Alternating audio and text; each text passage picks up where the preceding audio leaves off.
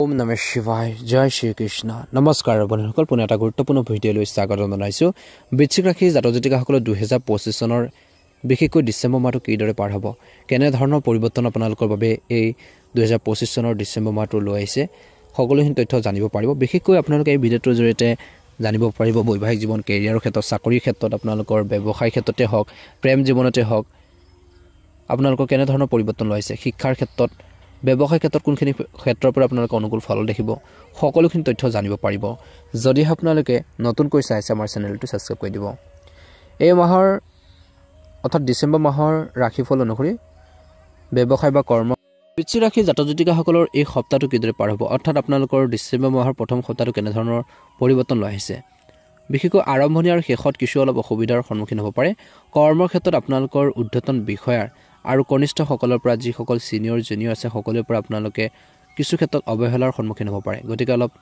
ধ্যান ৰাখিব নিজৰ মনোবল নিজৰ মনৰ শক্তিক বিশেষকৈ নিজৰ মনটোক ষ্ট্ৰং কৰি ৰাখিব লাগিব এই সময়ছোৱাত আপোনালোকৰ বিৰোধীসকল সক্ৰিয় হৈ থাকিব আপোনালোকক কেনেকৈ ডাউন পেলাব পাৰি আপোনালোকক কেনেকৈ তলত নমাব পাৰি গতিকে ধ্যান ৰাখক অৰ্থাৎ আপোনালোকৰ কামত বাধাৰ সৃষ্টি কৰিবলৈ চেষ্টা কৰিব ইয়াৰ ফলত কৰ্মক্ষেত্ৰত আপোনালোকৰ সংঘাতো বৃদ্ধি পাব পাৰে বুলি কৈছে গতিকে ধৈৰ্য বজাই কাম কৰিব লাগিব আপোনালোকৰ কেৰিয়াৰ হওক বা ব্যৱসায়িক হওক এই সময়ছোৱাত বিপথে পৰিচালিত হোৱা বা কাকো অন্ধভাৱে বিশ্বাস কৰাটো আপোনালোকে এৰক বুলি কৈছে কিয়নো আপুনি যথেষ্ট আৰ্থিক লোকচানৰ সন্মুখীন হ'বলগীয়া পৰিস্থিতিৰ সৃষ্টি হ'ব পাৰে গতিকে আপোনালোকে এইখিনি ক্ষেত্ৰত গুৰুত্ব দিব লাগিব বুলি কৈছে যদি আপুনি বিদেশত কেৰিয়াৰ বা ব্যৱসায় চলাই আছে বৰ্তমানো বা আপোনালোকে আগৰ পৰা কৰি আছে তেন্তে সফলতা লাভ কৰাৰ আগতে অলপ অপেক্ষা কৰিব লাগিব অৰ্থাৎ যিকোনো কামতে আপোনালোকৰ ধৈৰ্যৰ প্ৰয়োজন আছে তৎক্ষণাত যিকোনো কামতে আপোনালোকে সফল হ'বৰ বাবে ভুল পথ কেতিয়াও বাছি নল'ব এই মাহৰ প্ৰথম সপ্তাহটোত আপোনালোকৰ ভাল খবৰ পাব পাৰে মাহৰ এইখিনি সময়ত আপোনালোকৰ পৰিয়ালত কিছু ধৰ্মীয় বা শুভ অনুষ্ঠান হ'ব পাৰে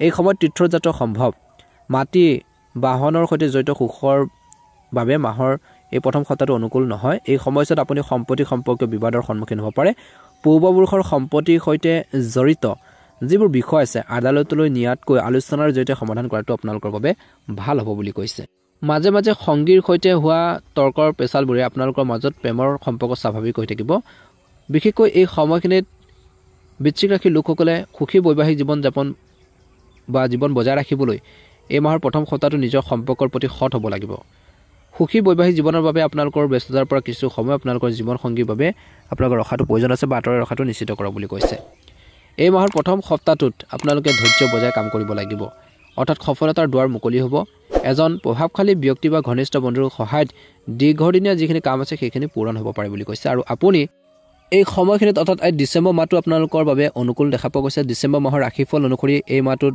বৃশ্চিক ৰাশিৰ লোকসকলৰ বাবে ধৈৰ্যৰ প্ৰয়োজন আছে মাহৰ আৰম্ভণিতে মংগল সূৰ্য শুক্ৰ আপোনালোকৰ প্ৰথম স্থানত থাকিব আনহাতে ৰাহু আৰু কেতুৰ চতুৰ্থ আৰু দশম স্থানত থাকিব শনি গোটেই মাহটো আপোনালোকৰ পঞ্চম স্থানত থাকিব মাহৰ আৰম্ভণিতে নৱম স্থানত বৃহস্পতিত ৰেড গেট হ'ব আৰু আপোনালোকৰ তাৰ পিছতে চতুৰ্থ ঘৰৰ পৰা আপোনালোকৰ অষ্টম স্থানত মাহৰ আৰম্ভণিতে বুধ আপোনালোকৰ দ্বাদশ স্থানত থাকিব আপুনি আপোনালোকৰ খং যিমান পাৰে নিয়ন্ত্ৰণ কৰিব লাগিব খং ৰাগত যিকোনো সিদ্ধান্ত নল'ব খং ৰাগবোৰ নিয়ন্ত্ৰণ কৰি কাম কৰিব লাগিব আনৰ কথা শুনি পেলাই যিকোনো সিদ্ধান্ত নল'ব বুলি কৈছে গতিকে এই দিশত আপোনালোকে অলপ গুৰুত্ব দি চলিব লাগিব বুলি কৈছে আপুনি আপোনালোকৰ ইগ'ৰ পৰা সাৱধান হ'ব লাগিব নহ'লে আপোনালোকৰ সম্পৰ্কত বিশেষকৈ উল্লেখযোগ্য সমস্যা আৰু অসুবিধাৰ সন্মুখীন হ'ব পাৰে গতিকে সাৱধান হ'ব লাগিব আপুনি কৰ্মক্ষেত্ৰত কম নিয়োজিত অনুভৱ কৰিব কিছুমান ক্ষেত্ৰত আপুনি যি ধৰণে আগবাঢ়িব লাগে সেইখিনি ক্ষেত্ৰত আপুনি ছাপোৰ্ট নাপাব পাৰে যাৰ ফলত আপোনালোকৰ কামত কিছু ব্যাঘাত জন্মাব পাৰে ইয়াৰ ফলত আপোনালোকৰ চাকৰি বা কৰ্মক্ষেত্ৰত কিছু সমস্যাৰ সৃষ্টি হোৱাৰ সম্ভাৱনা আছে আৰু যিবোৰ আপুনি কিছু ক্ষেত্ৰত আপোনালোকে হতাশ অনুভৱ কৰিব পাৰে কিন্তু নিজৰ মনটোক ষ্ট্ৰং কৰি ৰাখক বুলি কৈছে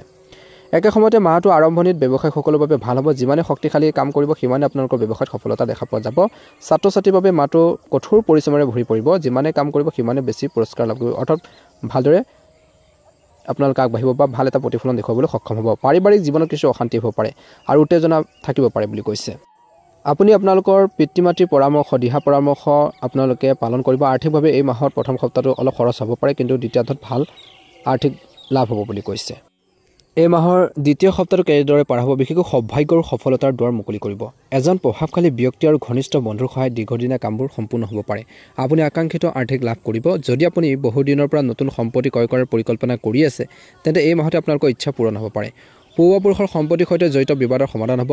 মাহৰ দ্বিতীয় সপ্তাহটোত বিশেষকৈ ব্যৱসায় যথেষ্ট সফলতা লাভ কৰিব পাৰে। এই সময়ছোৱাত আপোনালোকৰ ব্যৱসায় সম্প্ৰসাৰণৰ পৰিকল্পনা সফল হ'ব। আপুনি আপোনালোকৰ বুদ্ধি আৰু আপোনালোকৰ প্ৰজ্ঞাৰ দ্বাৰা আকাংক্ষিত সফলতা লাভ কৰাৰ ক্ষেত্ৰত সফল হ'ব বুলি আপোনালোকৰ আকৰ্ষণ বাঢ়িব পাৰে। ইতিবাচক চিন্তাই আপোনালোকৰ কৰ্মৰ ক্ষেত্ৰতে হওক বা সম্পৰ্কবোৰৰ মধুৰতা কঢ়িয়াই আনিব। আপোনালোকৰ প্ৰেম জীৱনত চলি থকা যিকোনো অসুবিধাৰ এই মাহৰ দ্বিতীয় সপ্তাহটো সমাধান হ'ব পাৰে। মাহৰ মাজভাগৰ এই সময়খিনিত নিয়োজিত লোকসকলে অতিৰিক্ত উপাৰ্জনৰ উৎসৱ গঢ়ি তুলিব। তেওঁলোকৰ সঞ্চয় বৃদ্ধি পাব। কৰ্মক্ষেত্ৰত আপোনালোকৰ কামৰ প্ৰশংসা লাভ কৰিব বুলি কৈছে। আপোনালোকৰ প্ৰভাৱ বাঢ়িব। এই সময়ছোৱাত আপোনালোকৰ ঊৰ্ধ্বতন বিষয়াসকলে আপোনালোকৰ প্ৰতি বহুত বেছি দয়ালু হ'ব। মাহৰ এই মধ্যভাগৰ সময়খিনি দীৰ্ঘদিনীয়া যাত্ৰা বা কিছু লোকৰ বিদেশ ভ্ৰমণৰ সুযোগ পাব পাৰে। ভ্ৰমণটো সুখকৰ আৰু উপকাৰী হ'ব। বৈবাহিক জীৱনত এই বৃশ্চিক ৰাশি জাতক জাতিকাসকলৰ বাবে ডিচেম্বৰ মাহটো শুভ দেখা পোৱা গৈছে। এই সময়খিনিত এই মাহত আপুনি পৰিয়ালৰ সৈতে সুখৰ মুহূৰ্ত কটাবলৈ বহুত সুযোগ পাব। কিন্তু প্ৰতিকাৰস্বৰূপে এই মাহৰ দ্বিতীয় সপ্তাহটো দৈনিক তুলসী আৰু পিপল গছৰ গুৰিত পানী ঢালি বিষ্ণু সহস্ৰনাম পাঠ কৰিলে উপকৃত হ'ব বুলি কৈছে। এই মাহৰ তৃতীয় সপ্তাহটো কিদৰে পাৰ হ'ব? বৃশ্চিক ৰাশি লোকসকলৰ বাবে এই মাহৰ তৃতীয় সপ্তাহটো ডাঙৰ সিদ্ধান্তৰ বিষয় ভালদৰে বিবেচনা কৰিব লাগিব। যিকোনো ডাঙৰ সিদ্ধান্ত লওঁতে বিবেচনা কৰিব লাগিব। ভালদৰে চিন্তা চৰ্চা কৰিহে আপোনালোকে আগবাঢ়িব লাগিব বুলি কৈছে। এই মাহত খৰখেদাকৈ বা কাৰোবাৰ হেঁচাত বিশেষকৈ সিদ্ধান্ত লোৱাৰ পৰা বিৰত থাকক বা এনে প্ৰতিশ্ৰুতিও নিদিব বা কথাও নিদিব, প্ৰতিশ্ৰুতি নিদিব বা প্ৰমিছ নকৰিব যিবোৰ পিছত পূৰণ কৰাটো অলপ কঠিন বুলি প্ৰমাণিত হ'ব পাৰে। গতিকে এইখিনি ক্ষেত্ৰত আপোনালোকে অলপ গুৰুত্ব দি চলিব লাগিব বুলি কৈছে। বিশেষকৈ ডিচেম্বৰ মাহৰ তৃতীয় সপ্তাহৰ এই সময়খিনি বা মধ্যভাগৰ বুলি ক'ব পাৰি, আপুনি আপোনালোকৰ ধন আৰু সময় দুয়োটা সাৱধানে পৰিচালনা কৰিব লাগিব। নহ'লে পিছত আপুনি অসুবিধাৰ সন্মুখীন হ'বলগীয়া পৰিস্থিতিৰ সৃষ্টি হ'ব পাৰে।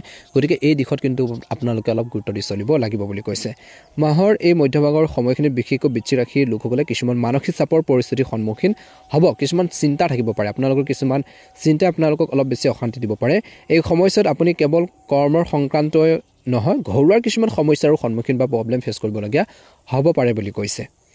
একে সময়তে যিবোৰ সমাধানৰ বাবে আপুনি সংগ্ৰাম কৰিবলগীয়া হ'ব পাৰে। আপোনালোকৰ স্বাস্থ্যৰ চিন্তাৰ বিষয় হ'ব পাৰে। স্বাস্থ্যৰ ক্ষেত্ৰত কিছু অৱনতি ঘটিব পাৰে। কাহ চৰ্দি সমস্যা বাৰুকৈ বহুত বেছি অশান্তি দিব পাৰে। নিজৰ লগতে ঘৰৰ জ্যেষ্ঠ লোকসকলৰ স্বাস্থ্য পাতিৰ ক্ষেত্ৰতো গুৰুত্ব দিব লাগিব। অৱশ্যে শুভাকাংক্ষীৰ পৰা কৰ্মক্ষেত্ৰত আপোনালোকে সম্পূৰ্ণ সমৰ্থন লাভ কৰি থাকিব, যাৰ ফলত আপোনালোকৰ কামবোৰ অলপ সহজ হৈ পৰিব বুলি কৈছে। এই মাহৰ তৃতীয় সপ্তাহৰ সময়খিনিত বৃশ্চিক ৰাশি লোকসকলে নিজৰ ঊৰ্ধ্বতন আৰু কনিষ্ঠৰ উভয়ৰ সৈতে মিলা প্ৰীতিৰে কাম কৰাটো বুদ্ধিমানৰ কাম হ'ব। ডিচেম্বৰ মাহটো ৰোমান্টিক সম্পৰ্কৰ বাবে অলপ প্ৰতিকূল হ'ব। এই সময়খিনিত আপোনালোকৰ সংগীৰ সৈতে মতানৈক্যৰ সৃষ্টি হ'ব পাৰে বুলি কৈছে। এই মাহৰ তৃতীয় সপ্তাহৰ শেষৰ ফালে এনে পৰিস্থিতিত যুক্তিৰ পৰিৱৰ্তে আলোচনাৰ জৰিয়তে যিকোনো সমস্যা সমাধান কৰক। সুখী বৈবাহিক জীৱন বজাই ৰাখিবলৈ ইজনে সিজনৰ অনুভৱক সন্মান কৰক আৰু সৰু সৰু কথাবোৰ অনুপাতৰ বাহিৰত বিশেষকৈ উৰুৱাই দিয়াৰ পৰা বিৰত থাকক বুলি কৈছে। প্ৰতিকাৰ স্বৰূপে হনুমান ভগৱানৰ প্ৰতি দৈনিক প্ৰাৰ্থনাৰ সময়ত সৰিয়হৰ তেলৰ চাকি এগছি জ্বলাই বজৰং বান আপোনালোকে পাঠ কৰক বুলি কৈছে। অনুকূল ফলাফল পাব বুলি কৈছে। অনুকূল ফলাফল দেখিবলৈ সক্ষম হ'ব। গতিকে এই প্ৰতিকাৰটো আপোনালোকে পালন কৰিলে নিশ্চয়কৈ ভাল এটা প্ৰতিফলন দেখিবলৈ সক্ষম হ'ব। এই মাহৰ শেষত হ'লেও বিশেষকৈ আপোনালোকৰ বাবে মধ্যমীয়া দেখা পোৱা গৈছে। যিকোনো কামত আপুনি ধৈৰ্য বজাই ৰাখক বুলি কৈছে। নিজৰ সহনশীলতা বা ধৈৰ্য যি আপোনালোকৰ কেপাচিটি লাগিব বুলি কৈছে।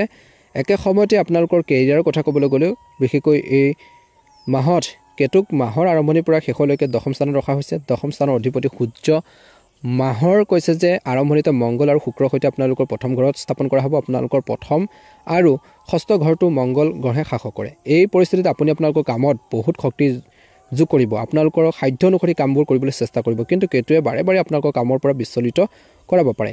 আপোনালোকৰ একাগ্ৰতা কমি যাব কিছু ক্ষেত্ৰত, যাৰ ফলত কেতিয়াবা অনাকাংক্ষিত ভুল হ'ব পাৰে। মংগল আৰু সূৰ্যৰ প্ৰভাৱে আপোনাক কিছু আক্ৰমণাত্মকতাও দিব পাৰে, যিটো কৰ্মৰ ক্ষেত্ৰত আপোনালোকৰ বাবে ক্ষতিকাৰক বুলি প্ৰমাণিত হ'ব পাৰে। কিন্তু মংগল মহাৰাজে ইয়াৰ পৰা 7 তাৰিখৰ পৰা গুচি যোৱাৰ লগে লগে তাৰপিছত সূৰ্য মহাৰাজে ইয়াৰ পৰা যাত্ৰা কৰি 16 তাৰিখৰ পৰা দ্বিতীয় ঘৰলৈ যোৱাৰ লগে লগে এই পৰিস্থিতি কিছু পৰিমাণে কমি যাব আৰু আপোনালোকৰ চাকৰি বা কৰ্মক্ষেত্ৰত ভাল ফলাফল পাবলৈ সক্ষম হ'ব বুলি কৈছে। এই মাহৰ শেষত বিশেষকৈ বৃশ্চিক ৰাশি যিসকল জাতক জাতিকা আছে, এই সময়ছোৱাত কেৰিয়াৰ বা ব্যৱসায়ৰ সৈতে জড়িত কিছু ভাল খবৰ পাব পাৰে, যাৰ ফলত তেওঁলোকৰ কেৰিয়াৰত বা এটা প্ৰতিফলন দেখিব। ভাল এটা আগবাঢ়ি যোৱাৰ ক্ষেত্ৰত পৰিয়ালত এক সুখৰ পৰিৱেশৰ সৃষ্টি হ'ব। যদি আপুনি দীৰ্ঘদিন ধৰি এটা ডাঙৰ প্ৰকল্প আৰম্ভ কৰাৰ পৰিকল্পনা কৰিছে, তেন্তে এই সময়ছোৱাত সেই প্ৰকল্পটোৰ বিশেষকৈ সাৰ্থক হ'ব পাৰে, অৰ্থাৎ সেইখিনি ক্ষেত্ৰত ছাকচেছ হ'ব পাৰে বুলি কৈছে। এই সময়খিনিত কিন্তু আপুনি দীৰ্ঘদিন ধৰি এটা ডাঙৰ যদি কিছুমান পৰিকল্পনা কৰিছে, সেই পৰিকল্পনাই গতি লাভ কৰিব। এই সময়ছোৱাত বিশেষ কাম এটা কৰাৰ ক্ষেত্ৰত আপুনি ঘনিষ্ঠ বন্ধু বান্ধৱী আৰু পৰিয়ালৰ পূৰ্ণ সহযোগিতা আৰু আপোনালোকে ছাপোৰ্ট পাব যিসকলে বিদেশ ভ্ৰমণ কৰিবলৈ বা তাত ব্যৱসায় কৰিবলৈ চেষ্টা কৰিছে এই মাহৰ শেষৰ ধৰি তেওঁলোকৰ যি বাধাবোৰ অতিক্ৰম কৰিব পাৰিব পৰীক্ষা আৰু প্ৰতিযোগিতাত সফলতা লাভ কৰিবৰ বাবে ছাত্ৰ ছাত্ৰীসকলে অধ্যয়নৰ প্ৰতি একাগ্ৰতা দেখুৱাব লাগিব গুৰুত্ব দিব লাগিব যদি পৰিয়ালৰ কাৰোবাৰ সৈতে আপোনালোকৰ সম্পৰ্ক টান হৈ পৰিছিল বা কিবা এটা ভুল বুজাবুজি হৈছিল মিছ আণ্ডাৰষ্টেণ্ডিং হৈছিল সেইখিনি ঠিক কৰাৰ বাবে এই সময়খিনি ভাল বুলি কৈছে অৰ্থাৎ এটা স্বাভাৱিক অৱস্থা ঘূৰাই আনিব বৃশ্চিক ৰাশিৰ লোকসকলে মাহৰ মাজভাগত অলপ প্ৰতিকূল বুলি বিবেচিত হ'ব এই সময়ছোৱাত আপুনি অবাঞ্ছিত স্থানলৈ স্থানান্তৰিত হ'ব পাৰে এই মাহৰ শেষত কৰ্মৰ ক্ষেত্ৰত আপোনালোকৰ বিৰোধীসকল সক্ৰিয় হ'ব আৰু আপোনালোকৰ কামত বাধা দিবলৈ চেষ্টা কৰিব পাৰে বুলি কৈছে কিন্তু সকলো জটিলতা আৰু সমস্যাৰ মাজতো আপোনালোকৰ আৰ্থিক লাভ অবিৰতভাৱে হৈ থাকিব আয়ৰ নতুন উৎসৱৰ উন্নতি ঘটিব ব্যৱসায়ত আপুনি আকাংক্ষিত লাভ কৰাত সফল হ'ব ডিচেম্বৰ মাহৰ শেষৰ বিশেষকৈ কোনো নিৰ্দিষ্ট উদ্দেশ্যৰ বাবে বা বিলাসী বস্তু ক্ৰয় কৰিবলৈ অধিক ধন খৰচ কৰিবলগীয়া হ'ব পাৰে প্ৰেমৰ দৃষ্টিকোণৰ পৰা এই মাহৰ শেষৰ মধ্যমীয়া দেখা গৈছে প্ৰেমৰ সংগীৰ সৈতে আপোনালোকৰ ঘনিষ্ঠতা বাঢ়িব আপোনালোকৰ সংগীৰ সৈতে মান সম্পূৰ্ণ সময় কটাবলৈ সুযোগ পাব বৈবাহিক জীৱনটো সুখী হ'ব জীৱন সংগী অনুভৱক বুজি পাব তেওঁলোকেও বুজি পাব সুখ দুখত লগ দিব বুলি কৈছে কিন্তু থাৰ্ড পাৰ্চন কিছুমান ব্যক্তি বা কিছুমান তৃতীয় পক্ষ ব্যক্তি আপোনালোকৰ মাজত সমস্যা বা কিছু প্ৰব্লেম ক্ৰিয়েট কৰিবৰ বাবে চেষ্টা কৰিব পাৰে গতিকে সেইসকল ব্যক্তিৰ পৰা আপোনালোকে অলপ সংযম হ'ব লাগিব সাৱধানতা অৱলম্বন কৰিব লাগিব বুলি কৈছে প্ৰতিকাৰ স্বৰূপে এই মাহৰ শেষৰ বিশেষকৈ নিজৰ আৰাধ্য দেৱতাক পূজা কৰি নিজৰ কৰণীয় কামখিনিৰ ক্ষেত্ৰত গুৰুত্ব দিয়ক বুলি কৈছে একে সময়তে নতুন বছৰো আৰম্ভ হ'ব যেহেতু 2026 চন সোমাব গতিকে এই সময়খিনিৰ পৰা প্লেনিং কৰক আৰু নিজৰ যি আপোনালোকৰ আধৰুৱা কাম আছে সেই কামখিনি কেনেকৈ কমপ্লিট কৰিব পাৰি নতুন বছৰটোত কেনেকৈ আপোনালোকে সফল হ'ব পাৰি সাকসেছ হ'ব পাৰি তেনেকুৱা ধৰণৰ চিন্তা ধাৰণা লৈ পেলাই মনত যদি আপোনালোকে লৈ পেলাই কামখিনি আপোনালোকে চলাই নিয়ে পৰিপাটিকৈ ডিসিপ্লিনভাৱে নিশ্চয়কৈ অনুকূল ফলাফল লাভ কৰিবলৈ সক্ষম হ'ব যদিহে আপোনালোকে নতুনকৈ চাই আছে আমাৰ চেনেলটো সাবস্ক্ৰাইব কৰি দিব লগতে বেল আইকনটো দবাই দিবলৈ নাপাহৰিব আপোনালোকৰ সুস্বাস্থ্য কামনা কৰিছো আপোনালোকৰ দিনটো শুভ হওক মাহটো সুন্দৰভাৱে পাৰ হওক